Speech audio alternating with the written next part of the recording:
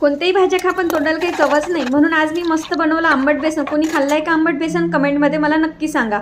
इकडे घेतला 3-4 हिरवी मिरच्या, थोडासा सांबार आणि कढीपत्ता मिक्सरमधून केला बारीक. इकडे गॅसवर ठेवली कढई, त्याच्यात टाकलं तेल तपेपर्यंत इकडे घेतलं पातेलं, त्याच्यात टाकलं बेसन, दही नसेल तर ताक वापरलं तरी चालत. कढईतलं तेल तपलं होतं म्हणून टाकलं इकडे मोहरी आणि जिरं. ते उडालेलं दिसलं का टाकायचा कांदा आणि बारीक केलेल्या मिरच्या.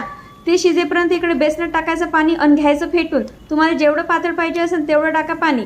तुम्ही म्हणाल या पोरीने जास्तच पातळ केलं, पण खरं सांगू काय, बेसनामध्ये काला करून खाण्यातच मजा आहे, तशी काही मजाच नाही, म्हणून मी टाकलं जास्तच पाणी. इकडे शिजला कांदा, त्याच्यात टाकलं मीठ, हळद, हिंग आणि जिरं पूड. इकडून तिकडून हलवलं आणि दिलं टाकून बेसन आणि ठेवलं झाकण त्याच्यावर.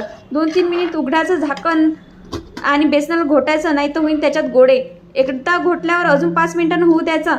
जास्त शिजलं तर तसंच गरम गरम खायला घ्यायचं. जास्त गरम खाऊन काही तोंड काही भाजून घेऊ नका आणि तुमचं बेसन थंड होईपर्यंत सबस्क्राईब